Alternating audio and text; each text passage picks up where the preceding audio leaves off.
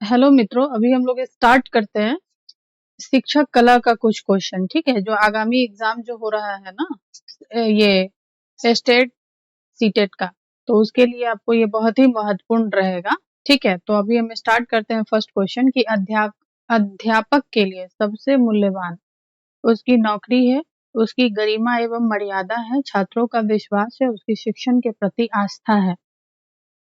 तो इसका आंसर हो जाएगा सी, छात्रों का विश्वास है। ठीक है, नेक्स्ट क्वेश्चन। अच्छा अध्यापक वह है जो मेधावी व परिश्रमी हो, अपने विद्यार्थियों से सच्ची लगन रखता हो, सदा जीवन व्यतीत करता हो, अपने विषय में प्रवीण हो। तो इसका आंसर हो जाएगा बी, अपने विद्यार्थियों से सच्ची लगन रखता हो। ठीक है, अब है नेक्स्ट। शिक्षा के प्रसार एवं प्रसार से लोकतंत्र मजबूत होता है, अंधविश्वास में कमी आती है, आर्थिक विश्वास की दर बढ़ती है, ये सभी। तो इसका आंसर हो जाएगा ये सभी। ओके, अब हम लोग दूसरे क्वेश्चन की तरफ चलते हैं।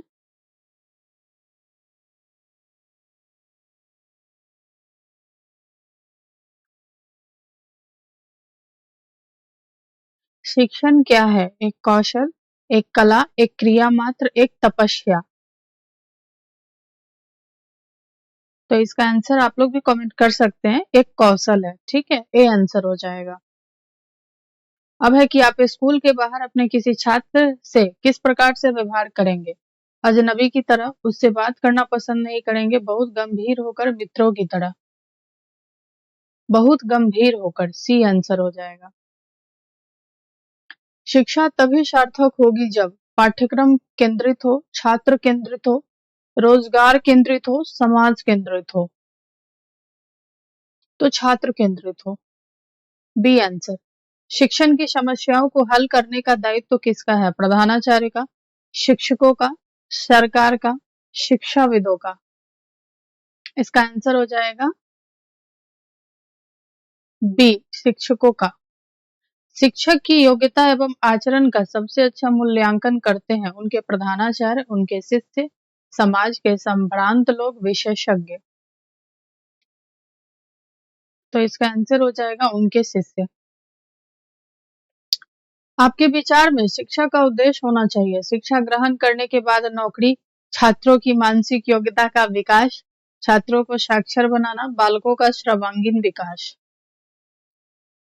बालकों का सर्वांगीण विकास, डी आंसर। अब है कि पाठ्यक्रम निर्माण में किस बात को मुख्य रूप से ध्यान रखना चाहिए? शिक्षा के उद्देश्यों को, छात्रों की आवश्यकताओं, रुचि एवं योग्यताओं को, शिक्षक शिक्षण अनुसंधानों को, ए और बी दोनों। तो इसका आंसर हो जाएगा डी, ए और बी दोनों। ठीक है, अब है कि एक प्रधानाचार्य का होना चाहिए छात्रों के लिए प्रेरणादायक, अध्यापकों के लिए समानता का भाव रखने वाला, कुशल प्रबंधक, और ये सभी। तो इसमें आंसर हो जाएगा डी, ये सभी गुण होने चाहिए। ठीक है, आपके अनुसार शिक्षण की योजना पद्धति होने चाहिए? शिक्षक केंद्रित, प्रोजेक्ट केंद्रित, पाठ्य पुस्तक केंद्रित, बालक केंद्रित। तो डी आंसर। अब है कि एक अध्यापक का श्रेष्ठतम गुण क्या है? अध्यापक के प्रति पूर्ण समर्पण, अध्यापक के प्रति उच्च चरित्र, अध्यापक के प्रति उच्च विचार, अध्यापक की धर्मनिरपेक्षता।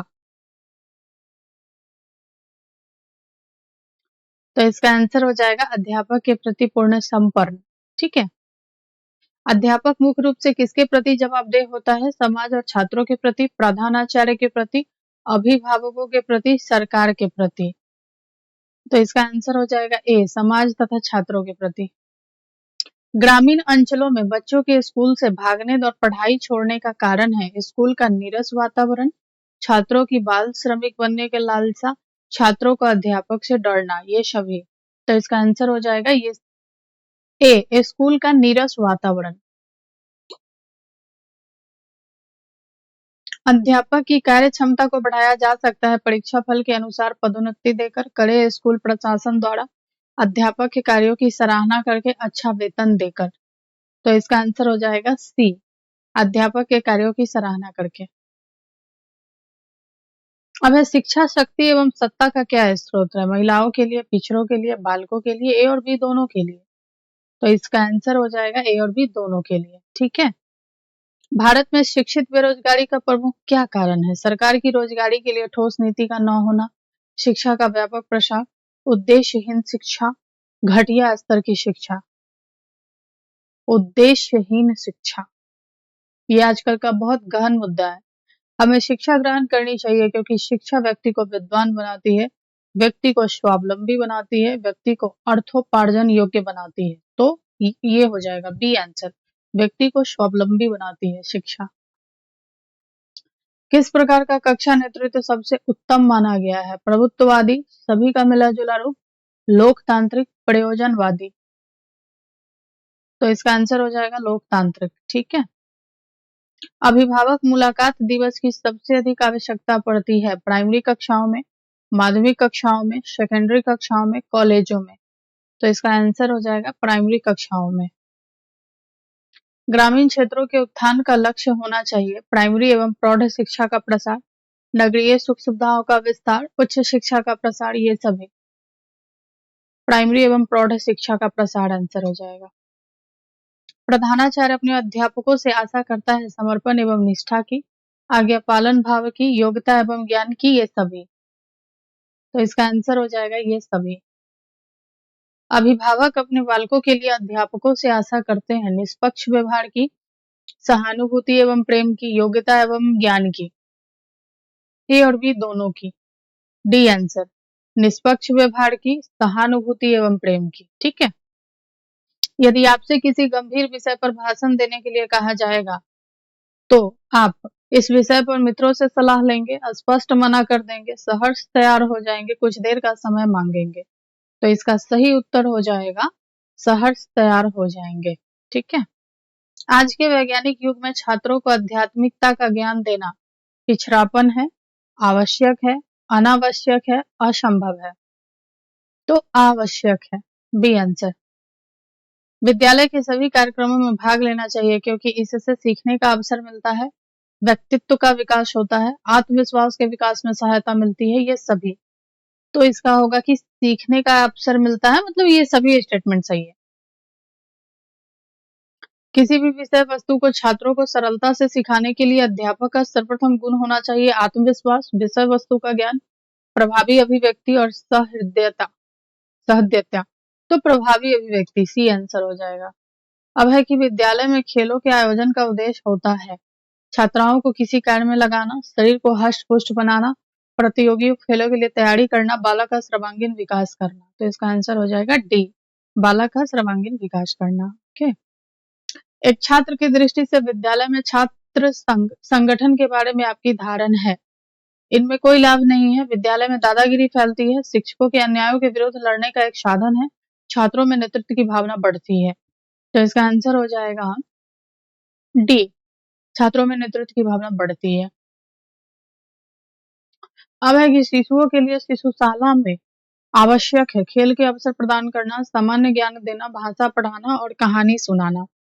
तो ए, खेल के अवसर प्रदान करना। ठीक है। एक अच्छी पाठ्य पुस्तक वह है जो अन्य विशेषताओं के अतिरिक्त अनिवार्य रूप से सम्मिलित करती है परीक्षकों का निर्देश, गृह कार्य के अभ्यास, शिक्षकों को निर्देश, प्रकरणों की सूची, बहुत से। तो इसका आंसर सी हो जाएगा, शिक्षकों का निर्देश। ओके। वर्तमान समय में प्राइमरी शिक्षा की दुर्दशा का मुख्य कारण है एकाकी परिवार, छात्रों का दूरदर्शन में अधिक समय व्यतीत करना, गाइड पुस्तकों पर भरोसा, शिक्षक छात्र का विषम अनुपात। तो डी आंसर हो जाएगा। ठीक है। सभी बच्चों की एक ही समस्या है, आप उनकी समस्या का समाधान करते हैं एक एक करके सामूहिक ढंग से, पहले छोटे बच्चों का, पहले बड़े बच्चों का। तो इसका आंसर हो जाएगा सामूहिक ढंग से। जो आपकी सही आलोचना करता है उसके साथ आपका व्यवहार अपेक्षित होगा, एक मित्र के रूप में, एक मूर्ख के रूप में, एक आलोचना के रूप में, इनमें से कोई नहीं। तो इसका आंसर हो जाएगा एक मित्र के रूप में। एक प्रभावी अध्यापक के लिए आवश्यक नहीं मानते हैं केवल दंड देने वाला हो, वह विषय को रोचक बनाता हो, सृजनशील हो, वह उत्तम वक्त हो। तो ए आंसर हो जाएगा। अब है कि प्रभावी संप्रेषण संभव हो सकता है श्रोता के स्तर को जानकर, आपके उचित शब्द प्रयोग से, आपके विस्तृत ज्ञान से, जोर से बोलकर। तो ए आंसर हो जाएगा, श्रोता के स्तर को जानकर। अब है नैतिक शिक्षा का उत्तरदायित्व तो होना चाहिए स्कूल के ऊपर, समाज के ऊपर, अभिभावक के ऊपर, धर्म गुरु के ऊपर। तो स्कूल के ऊपर। छोटे बच्चों की शिक्षा देना जरूरी है, परंतु उनके ऊपर किसी प्रकार का बोझ अपेक्षित नहीं है। लिखने का बोझ, पढ़ने का बोझ, गृह कार्य का बोझ, विद्यालय जाने का बोझ। तो गृह कार्य का बोझ। ओके। जब आपके छात्र उन्नति करते हैं तो आप महसूस करते हैं आत्मसंतोष की भावना, प्रसन्नता की भावना, ईर्ष्या की भावना, आत्मग्लानि की भावना। ए आंसर, आत्मसंतोष की भावना। शिक्षा के माध्यम से कल्याण होता है समाज के सभी वर्गों का, आदर्श परिवार का, मनुष्य के व्यक्तित्व का, छात्र व छात्राओं का। तो इसका आंसर हो जाएगा समाज के सभी वर्गों का। एक अध्यापक के रूप में आप प्राथमिकता देंगे विज्ञान विषयों को, वैज्ञानिक दृष्टिकोण एवं विचार को, उच्च विचारों को, आस्था को। तो इसका आंसर हो जाएगा वैज्ञानिक दृष्टिकोण एवं विचार को। ओके। आपके अध्यापन करते समय यदि कोई छात्र आपकी त्रुटियों की ओर संकेत करती है तो आप हैं छात्र को कक्षा के बाद मिलने के लिए कहेगी, छात्र को चुप रहने के लिए कहेगी, स्वीकार कर लेगी, दूसरे दिन अच्छी तैयारी करके जाएगी। तो स्वीकार कर लेगी, सी आंसर। आपको मालूम हुआ कि आपके प्रधानाचार्य संस्था में कुछ गलत कार्य कर रहे हैं तो आप उच्च अधिकारियों से शिकायत करेंगे, उन्हें समझाने का प्रयास करेंगे, उस तरफ से अनदेखी करेंगे, साथियों से परामर्श करके ही कोई निर्णय लेंगे। तो इसका आंसर सही उत्तर हो जाएगा उन्हें समझाने का प्रयास करेंगे। ठीक है। प्रौढ़ शिक्षा किन व्यक्तियों के अधिकार में होनी चाहिए? सरकार के हाथ में, शिक्षित व्यक्तियों के हाथ में, गैर सरकारी समितियों के हाथ में, उपयुक्त सभी के हाथ में। तो इसका उत्तर हो जाएगा गैर सरकारी समितियों के हाथ में। यदि कोई अभिभावक आपसे मिलने कभी नहीं आता है तो आप क्या करेंगे? बालक को दंड देना प्रारंभ कर देंगे, बालक पर ध्यान नहीं देंगे, उनसे स्वयं मिलने जाएंगे, अभिभावक को लिखेंगे। तो डी आंसर। शिक्षकों के बीच संघर्ष का सबसे दूषित परिणाम होता है शिक्षण समय में कमी, छात्रों का व्यवहार बिगड़ जाना, पाठ्य सहगामी क्रियाएं प्रभावित होना, प्रधानाध्यापक और अध्यापकों के संबंध खराब हो जाना। तो इसका आंसर हो जाएगा छात्रों का व्यवहार बिगड़ जाना। छात्रों में अनुशासन बनाए रखने के लिए एक शिक्षक की कौन सी भूमिका सराहनीय है? शिक्षक की अपनी योग्यता, शिक्षक का विचार, शिक्षक का व्यक्तित्व, शिक्षक की कक्षा प्रबंध की क्षमता। तो सही उत्तर चलिए देखते हैं, शिक्षक की कक्षा प्रबंध की क्षमता। अब है नेक्स्ट, किस विद्वान ने यह कहा था कि शिशु का मस्तिष्क कोड़ी स्लेट होता है? रूसो, प्लेटो, एडलर, बटलर। तो प्लेटो। किस विद्वान ने सीखने के 5 चरण बताए थे? फ्रोवेल, हर्बर्ट, प्लेटो, कमीनियम। हर्बर्ट ने। सूक्ष्म शिक्षण का विकास किसने किया? तो DW एलेन ने। डॉक्टर VK पासी ने अपने अध्ययन के आधार पर कितने शिक्षण कौशल की सूची तैयार की थी? तो 13। शिक्षण कौशल के विकास एवं सुधार की प्रविधि किसे कहा जाता है? तो सूक्ष्म शिक्षण। चित्र तथा पोस्टर कौन से साधन सामग्री है? तो दृश्य है। अभिक्रमित अनुदेशन का विकास किसने किया था? तो BF स्किनर ने। रेखीय विक्रम को प्रतिपादक किसे माना जाता है? तो BF स्किनर को। ठीक है। रेखीय अभिक्रमित अन्य किस नाम से जाना जाता है? बाह्य अभिक्रम। चलचित्र कैसा साधन है? दृश्य श्रव्य।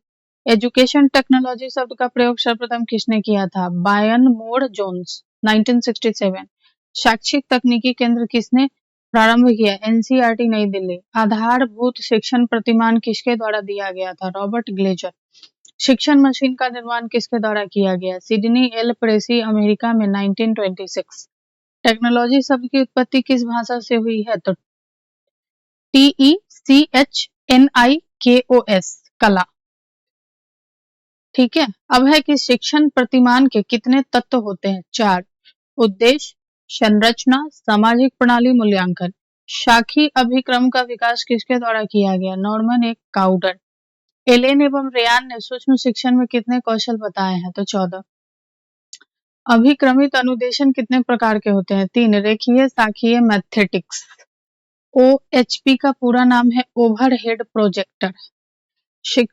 सूक्ष्म शिक्षण में एक समय में कितने शिक्षण कौशल का विकास किया जाता है? तो 1। भारत में दूरदर्शन सेवा का औपचारिक रूप से उद्घाटन कब हुआ? 15 सितंबर 1959 ईस्वी। 15 सितंबर 1959 ईस्वी। टेलीकॉन्फ्रेंसिंग कितने प्रकार की होती है? तो 3। Teleconferencing, video conferencing, computer conferencing. श्रव्य दृश्य सामग्री के उपागम के अंतर्गत आती है हार्डवेयर। कठोर शिल्प उपागम का संबंध अनुदेशन किस पक्ष से होता है? तो ज्ञानात्मक। खोजपूर्ण प्रश्न पूछने से छात्रों में किसका विकास होता है? ज्ञानात्मक। किस शिक्षण कौशल के अंतर्गत शिक्षक द्वारा हाव भाव एवं अपनी स्थिति को बदला जाता है? तो उद्दीपन। उद्दीपन भिन्नता। बांध स्तर के शिक्षण प्रतिमान का प्रतिपादन किसके द्वारा किया गया था? तो बीएस ब्लूम। एजरडेल के अनुसार किस प्रकार का अनुभव सबसे अस्थायी होता है? प्रत्यक्ष अवलोकन। शिक्षक की योग्यता एवं आचरण का मूल्यांकन सबसे भली प्रकार कौन करता है? छात्र शिष्य। शिक्षण की समस्याओं का हल करने का दायित्व किसका होता है? शिक्षक का। विद्यालय परिसर के बाहर एक शिक्षक को अपने छात्र से किस प्रकार का व्यवहार करना चाहिए? मैत्रीपूर्ण। निगमनात्मक शिक्षण प्रविधि किसके अंतर्गत आती है? सामान्य से विशिष्ट की ओर। अध्यापक के लिए सबसे मूल्यवान वस्तु क्या होती है? छात्रों का विश्वास। ग्रामीण क्षेत्र में बच्चों के स्कूल से भागने और पढ़ाई छोड़ने का क्या कारण होता है? नीरस वातावरण। भारत में शिक्षित बेरोजगारी का क्या कारण होता है? उद्देश्यहीन शिक्षा। किस प्रकार का कक्षा नेतृत्व सबसे उत्तम माना गया है? लोकतांत्रिक। ठीक है। किसी भी विषय वस्तु को छात्रों को सरलता से सिखाने के लिए आवश्यक गुण अध्यापक के लिए कौन सा है? प्रभावी अभिव्यक्ति। वर्तमान समय में प्राइमरी शिक्षा का दुर्दशा का मुख्य कारण बताइए। शिक्षक छात्र विषम अनुपात। छोटे बच्चों को शिक्षा देना जरूरी है, लेकिन बच्चों पर कौन सा बोझ नहीं डालना चाहिए? गृह। जब छात्र उन्नति करते हैं तो उनको अध्यापक कैसा महसूस करता है? आत्मसंतोष। शिक्षा से किसका कल्याण होता है? समाज के सभी वर्गों का। या किसने कहा कि शिशु का मस्तिष्क कोड़ी स्लेट होता है? प्लेटो ने। किस विद्वान के द्वारा सीखने के 5 चरण बताए गए हैं? Herbert Spencer. किंडरगार्टन स्कूल सबसे पहले किस देश में खोले गए थे? जर्मनी। भाषा सीखने की सबसे प्रभावी उपाय क्या है? वार्तालाप करना। नर्सरी स्कूलों की शुरुआत किसने की थी? तो फ्रोबेल ने। कौन सी शिक्षण विधि वास्तविक अनुभवों को प्रदान करने के लिए उत्तम मानी जाती है? भ्रमण विधि। किस विद्वान के अनुसार शिक्षा के क्षेत्र में अभिरुचि को सबसे महत्वपूर्ण तत्व बताया गया है? टीपीनन। आज के आवासीय स्कूल किस भारतीय पद्धति के समान है? गुरुकुल। भारत में स्त्री शिक्षा के महान समर्थक कौन थे? कार्वे। ज्ञान इंद्रियों के प्रशिक्षण किस प्रकार का होता है? अभ्यास द्वारा।